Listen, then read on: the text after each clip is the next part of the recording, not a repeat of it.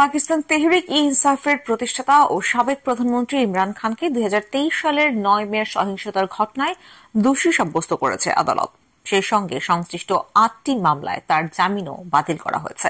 এদিন লাহোর এটিসি এর বিচারক মনজর আলী গিল একটি লিখিত রায়ে উল্লেখ করেছেন, ইমরান খানের বিরুদ্ধে শক্তিশালী প্রমাণ পাওয়া গেছে, যার মধ্যে অডিও এবং ভিডিও রেকর্ডিং রয়েছে, যা তার সহিংসতায় উস্কানি দেওয়ার ভূমিকা প্রমাণ করে। তিনি আরো বলেন, জামান পার্ক ষড়যন্ত্রের সাক্ষীরা তাদের সাক্ষ্য দিয়েছেন, যেখানে অভিযোগ করা হয় ইমরান তার সমর্থকদের সহিংসতায় উস্কে দিয়েছিলেন। প্রমাণে বলা হয়, ইমরান খান তার গ্রেফতারের সম্ভাবনা দেখা দিলে রাষ্ট্রযন্ত্রে বিঘ্ন ঘটনার পরিকল্পনা করেছিলেন। প্রসিকিউশন দাবি করেছে, ইমরান খানের পরিকল্পনায় সামরিক স্থাপনা, সরকারি ভবন এবং পুলিশ স্টেশনের ওপর আক্রমণ অন্তর্ভুক্ত ছিল।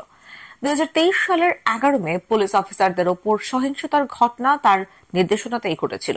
কিছু গোপন পুলিশ কর্মকর্তার সাক্ষ্যে তাদের এই ষড়যন্ত্রের বিষয়ে আলোচনার তথ্য উঠে এসেছে। তবে আসামি পক্ষের আইনজীবী যুক্তি দেন যে সহিংসতার সময় ইমরান খান ইতোমধ্যেই হেফাজতে ছিলেন। সেই সঙ্গে অভিযোগে উল্লেখিত ষড়যন্ত্রের সুনির্দিষ্ট তারিখ, সময় বা স্থানের উল্লেখ করা হয়নি। তবে আদালত তার এই যুক্তি খারিজ করে দিয়ে বলেন, প্রমাণ সাপেক্ষে ষড়যন্ত্রটি ৭ মে থেকে ৯ মের মধ্যে জামান পার্কে পরিকল্পনা করা হয়েছিল। মামলায় ইমরান খানের জামিন বাতিল করে আদালতের রায়ে উল্লেখ করা হয়েছে, ইমরান খানের জামিন বাতিল হওয়ার ফলে তার বিরুদ্ধে মামলা চলমান থাকবে।